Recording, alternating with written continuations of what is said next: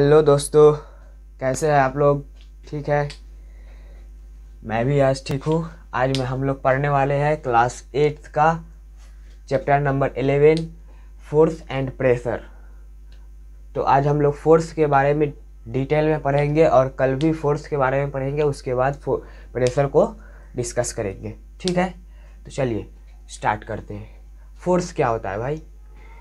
अ pull और push on an object is called force. A push और pull on an object is called force. मतलब किसी चीज़ पर धक्का देना, किसी चीज़ पर धक्का देना या खींचना, किसी चीज़ पर धक्का देना या खींचना, उसी को हम लोग क्या कहते हैं? फोर्स। ऐसे इसको डिफाइन किया जाता है। ऐसे फोर्स का मतलब हम लोग 11th क्लास में अच्छी तरह से समझेंगे। Force is a vector quantity. Force एक वेक्टर क्वांटिटी जिसके पास क्या होता है? मैग्नीट्यूड और डायरेक्शन भी होता है। डायरेक्शन, मैग्नीट्यूड का मतलब न्यूमेरिकल वैल्यू। ये मेरा कल वाला वीडियो होगा, क्लास 11th के लिए मैंने बनाया था, जो उसको आप लोग जाके देखिएगा तो मैग्नीट्यूड का मतलब आप लोग को समझ में आ जाएगा। ठीक है, मैग्नीट्यूड एंड डायरेक्शन मतलब समझ में आएगा क्या? ठीक है, इसको मैं हटा देता हूँ। चलिए, force is a vector quantity. ठीक है, SI unit of force is Newton. क्या होता है? SI unit of force is Newton. ये बेसिक बात है। SI unit of force is Newton मतलब आप लोग समझते हैं SI unit of force is Newton. ये आप लोगों के बुक में भी दिया रहेगा। मतलब जो होगा ना यूनिट, जैसे लेंथ का यूनिट मीटर होता है, मास का यूनिट केजी होता है, उसी तरह फोर्स एक वेक्टर क्वांटिटी है जिसका यूनिट क्या है? तो न्यूटन है। ठीक है, और CGS unit centimetre gram second unit dyne है। CGS unit of force is dyne. क्या है? Dyne. CGS unit of force is dine.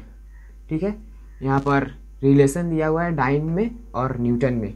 1 Newton बराबर 10⁵ डाइन। 10⁵ डाइन। ठीक है, इतना डाइन होता है 1 न्यूटन बराबर। ये देखिए, 1 न्यूटन इज द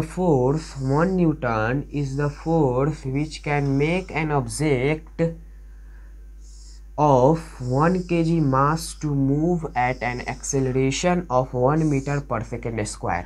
देखो, जब 1 न्यूटन का फोर्स किसी 1 kg मास पर हम लोग लगाएंगे, 1 न्यूटन का फोर्स, मान लो ये 1 kg का है, इस पर हम लोग फोर्स लगाएंगे 1 न्यूटन का, तो ये 1 मीटर पर सेकेंड स्क्वायर के स्पीड से एक्सेलरेट करेगा। ठीक है, तो force is equal to mass into acceleration. ये आप लोग 9th क्लास में पढ़ने वाले हैं। बेसिक में बता देता हूँ, इसके बारे में ज़्यादा कुछ नहीं बताऊँगा। ठीक है, क्योंकि ये 9th क्लास का टॉपिक है और थोड़ा सा इसका फील दिलाने के लिए मैंने आपको बता दिया है। Force is equal to mass into acceleration. ठीक है, मास इंटू एक्सेलरेशन। एक्सेलरेशन का भी फॉर्मूला होता है, लिख देता हूँ यहाँ पर। Acceleration is equal to change in velocity, change in speed कह लो आप लोग, अपन में टाइम, यानी स्पीड फाइनल। फाइनल को हम लोग क्या डिनोट करते हैं? v से माइनस u अपन में t। ये एक्सेलरेशन का फॉर्मूला होता है, इसी से एक्सेलरेशन होता है। एक्सेलरेशन मतलब metre per second square change हुआ कितने सेकेंड में। इस यूनिट क्या होता है? स्पीड का यूनिट क्या होता है? मीटर पर सेकेंड अपन में सेकेंड। ये एक्सेलरेशन हो गया। Metre per second square change in time मतलब वेलोसिटी 1 सेकेंड में कितना चेंज हुआ, इसी को हम लोग कहते हैं एक्सेलरेशन। ठीक है, अब इफेक्ट ऑफ एक्सेलरेशन को हम लोग आज डिस्कस करने वाले हैं। और ये फोर्स आप लोगों को समझ में आ गया, जिसको उतारना है वो वाला उतार लीजिए। चलिए, ये भी डिस्कस कर लेते हैं। ये इफेक्ट ऑफ फोर्स क्या होता है? A force can move an stationary object. कोई ऑब्जेक्ट रुका हुआ है, मान लीजिए कोई ऑब्जेक्ट ये रुका हुआ है, इस पर मैं फोर्स लगा के इसको स्पीड दिला सकता हूँ, मूव करा सकता हूँ, मोशन में ला सकता हूँ। ठीक है, इसको मान लो कोई ऑब्जेक्ट रुका रहेगा, उसको हम लोग धक्का देते हैं, फोर्स लगाते हैं, तो वो आगे बढ़ता है ना। ठीक है, अगर ज़्यादा मास का है तो भाई नहीं बढ़ेगा, लेकिन कम मास का है तो हम लोग फोर्स लगाते हैं तो आगे बढ़ता है। ज़्यादा मास का है तो ज़्यादा फोर्स लगाना पड़ेगा उसके लिए। ठीक है, चलिए, तो ये हो गया, अ force can move a stationary object, a force can stop a moving object.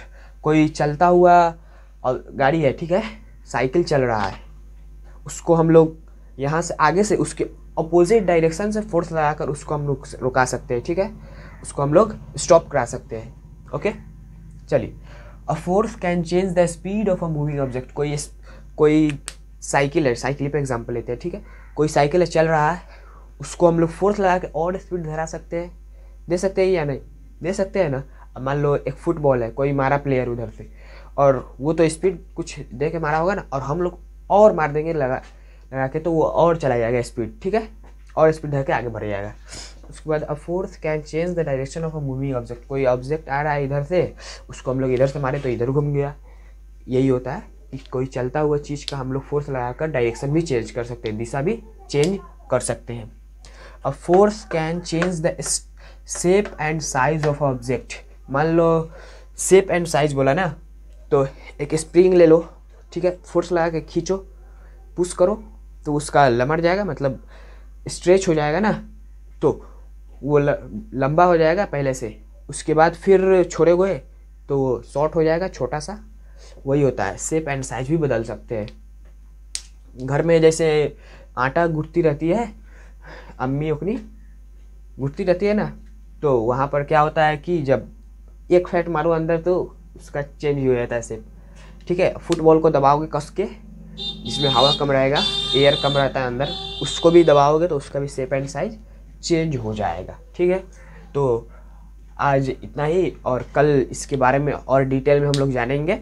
ये मेरा फोर्स एंड प्रेशर का ये पहला लेक्चर था, क्लास 8th के लिए है। कैसा लग रहा है आप लोग को पढ़ने के बाद, ये आप लोग ज़रूर बताइएगा कमेंट बॉक्स में, और सब्सक्राइब करिएगा ज़रूर मेरे चैनल को, मैथमेटिक्स वाला फैसल आलम।